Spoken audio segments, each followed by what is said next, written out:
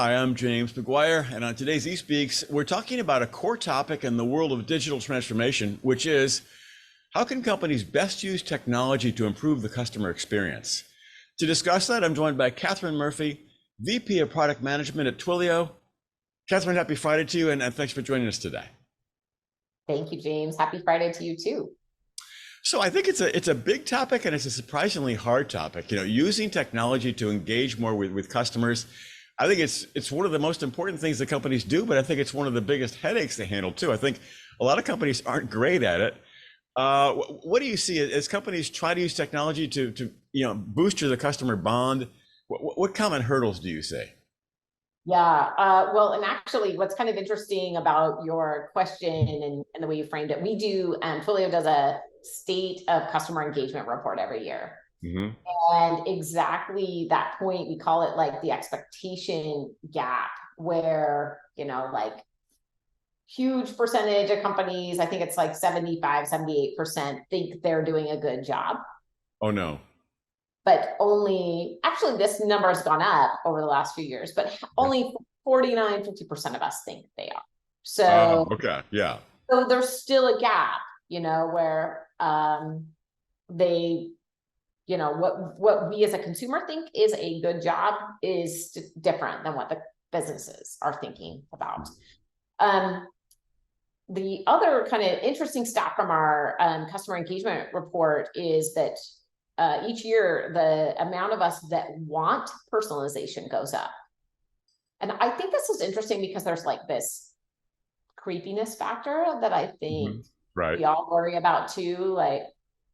Like what the line, you cross over that line of personalization, or you can easily cross over it. And then suddenly it's like, oh, this is creepy. Like how much do they know about me? Yeah.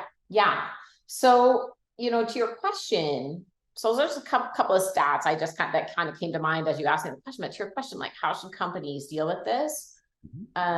My really strong held opinion is like, you got to start with data first. I think too many of us are like, oh, let me hurry and add TikTok, WhatsApp, let me the latest threads. What's my thread strategy? I got to get ads out there. I got to start talking to customers out there, instead of first saying, do I really know my customer? And can I improve the individual experience? Not how do I reach people out there on some new channel or some hot new thing. And I think that's where maybe we see that's my own explanation for this gap, is that companies are like, I'm on all the channels, I'm on everywhere. And customers are like, yeah, but do you know what's right for me? Yeah, it also seems like, and correct me if I'm wrong, that a lot of companies are, when they think about using technology to engage better with the customer, I think a lot of times they also see a sense of, well, maybe we can cut costs, because obviously those live humans are awful darn expensive. And so we want to find a technological solution. And so we consumers are used to more and more, we're just dealing with this technology. We don't really get a live service rep. It seems like it's the ultimate luxury these days to actually get a live service rep. But I guess it's synonymous, where companies are trying to improve customer engagement, but also cut costs, which is understandable, but it's kind of a hard thing to do. Yeah, exactly. I mean, that's a really good example. And some of the things that we are working on at Twilio, because we have a contact center application. So of course, we see this pressure in the businesses we work with. How much do you put into that virtual agent versus the live agent? But yet again, rich customer data is at the heart of that. If you actually knew more about your customer, it'd be a lot easier to have a virtual agent handle a lot of stuff. And then when you hand off to a live agent, could be a lot more seamless, could feel better to the customer on the other end. And so, your question and all this is how do we use technology to reach customers? And I'm like, part of the technology is the data, making sure we're keeping it real time. We're collecting and observing the changes and behaviors of our consumers. I heard one of our customers said, was saying to us the other day, I've had customers for 20 years. Those people are not the same as they were 20 years ago. In some cases, it was an 18-year-old that's now a 38-year-old. Mm-hmm. And so like that's wildly different customer behavior. So we have to think of the data that defines our customer just like the humans. It's living, it's evolving, it's changing. Well, okay. On that very topic, then you're somewhat talking about some advice for companies. But what is your best advice for companies since they really struggle to overcome with some of the major challenges? How should they get better at using technology to reach customers? Yeah. So two parts. One, and then like, admittedly, I am a customer data platform lover. Like, I just think these things didn't exist 6-7 years ago. I've been in e-commerce and retail for a really long time, and When like you say these things, you mean the data points, or? the technology for of a customer data platform. Gotcha. Okay. Yep.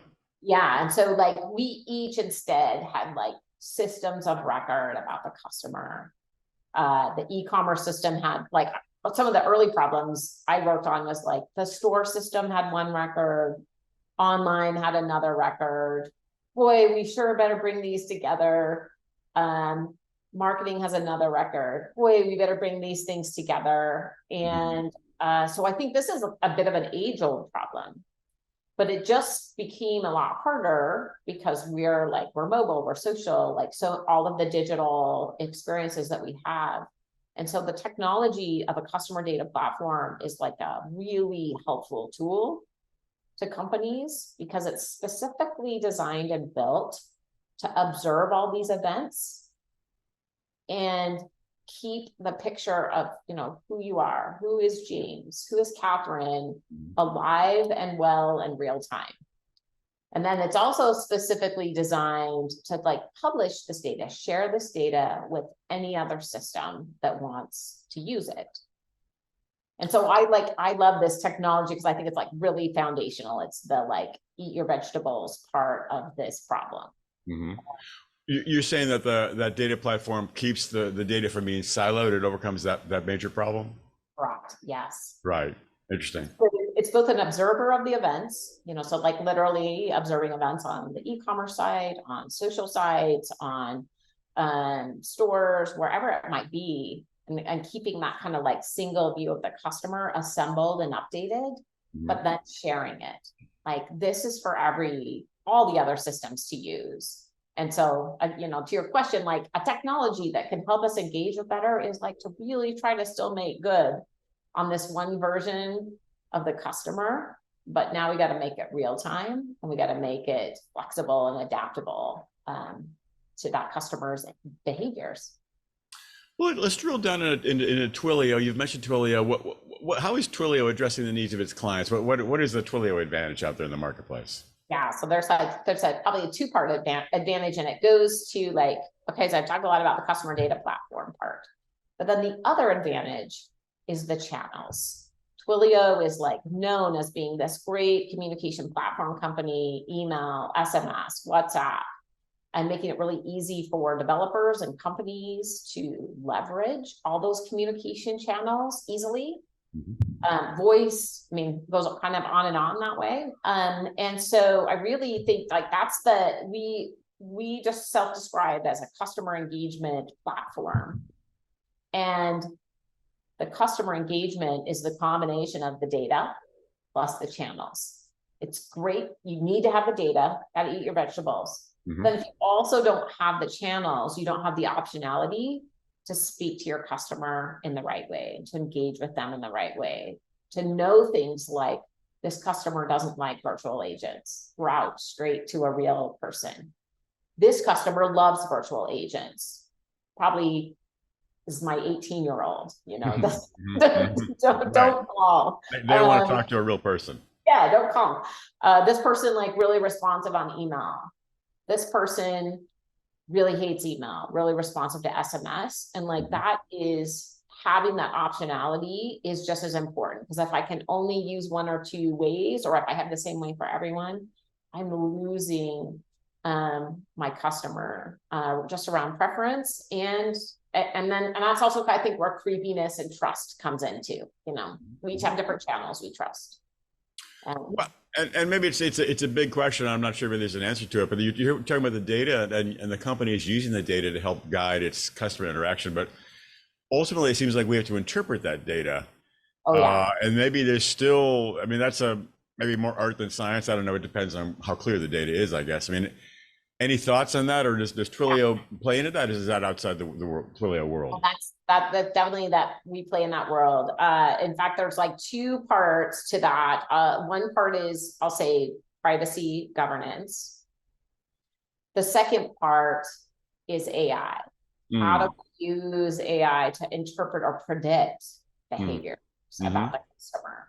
So on the first part, which is like, it just helps to solve both the creepiness, but also trust is so much of what customers, that's a result of all the engagement. Hmm.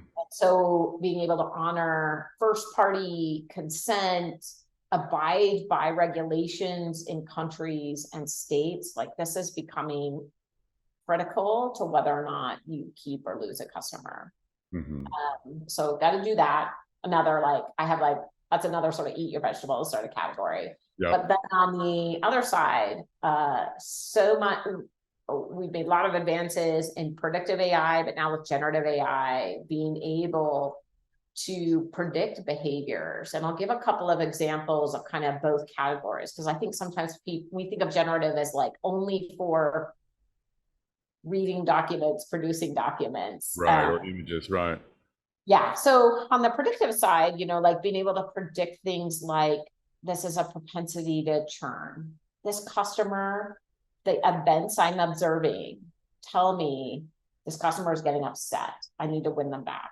Or these events on the positive side, the events I'm observing tell me this customer has propensity to buy. They're excited. So some of our customers are doing some really fun things like, ooh, when I see this uptick in propensity to buy, I'm going to send an SMS message with a coupon, like to buy right now. Mm-hmm. That's awesome. Like that's great engagement. Or win, kind of different kinds of win back campaigns based on the events they're observing. So this is predictive now. Yeah, this is all still predictive. Right. On the generative side, some of the cool things we're working on right now is being able to observe the data in conversations, especially on the contact center side, and infer information about the customer through that conversation. So everybody always goes to sentiment, like, is the customer mad? But that's like, I think sentiment's actually pretty hard. We'll see if that plays out. But real facts, like something I might be saying in a virtual agent chat, like, I'm trying to go on vacation on September 2nd. I need this product by then. Like these are like actually like events being expressed by the customer that would be otherwise hard for us to observe, but really important in driving engagement. And generative AI has this, like, it's opening up kind of this whole new opportunity to sort of like to discover things that we can do for customers that are occurring in two-way conversations or in the way that they're, or even just in virtual conversations that are happening with companies. I think I understand that. So it sounds like you might be a little skeptical about the sentiment analysis, or maybe I'm not hearing you right. Or the No, other I'm a question is, little bit yeah, skeptical. you are. Yeah. Okay. That's interesting because I think seems like there's a lot of weight in the industry, like, oh, we're going to develop sentiment, AI, and it's going to tell every last nuance of the human emotional spectrum. So it does seem like it seems like there's a lot of expectation there. I know. Well, we'll see. Like, I hope that's true, but I just think there's like so many, it's really hard to detect tone. And Right. it's like there's language barriers and there's generational conversational styles. And like there's so many things to it. Maybe. But like I'm like, before we like jump right to sentiment, there's a lot of like facts that get expressed in digital interactions that we can be using, like thanks to the power of generative AI, being able to interpret key dates, key aspects of a conversation that we can then interpret into events and actions that we can take with customers. Makes perfect sense. All right. But at the risk of belaboring it a little bit, the idea of using generative AI, you told me, you said it, please say it one more time because I'm not sure I get all the details. So how is generative AI playing a role there? So we are using generative AI. We have made some announcements last month about under the brand name of Customer AI. And Customer AI, we chose that very intentionally because we really feel like Twilio's use of AI is all about making better customer engagement. It really is aimed at customer. And we'll be doing some announcements next month at our big conference of some of our generative capabilities, but we are all in on generative, using it in lots of different ways. But I think still, but we've also described externally and internally that generative AI is not like a new thing we're hanging off the side of all the other stuff we're doing. It's a core tenet in fulfilling this customer engagement vision. Like, if it doesn't serve that, like, it's just kind of like a science project. It's right. All in the name of like, how can we make things better for customers? How can we generate better data or generate better channel interaction? Like, this is what Twilio is here to do. Yep, makes perfect sense. Well, all right, I think the big question is the future of customer engagement and technology. I mean, that's many companies want to know desperately about, what's going to be happening there. What is your sense, looking a few years ahead? What do you see in terms of the future of technology, customer engagement, marketing tools? Yeah, I think the other way that AI helps us is democratizing, making it more accessible. I think it's actually, like, for what we talked about, all this expectation gap, all the things that businesses need to do.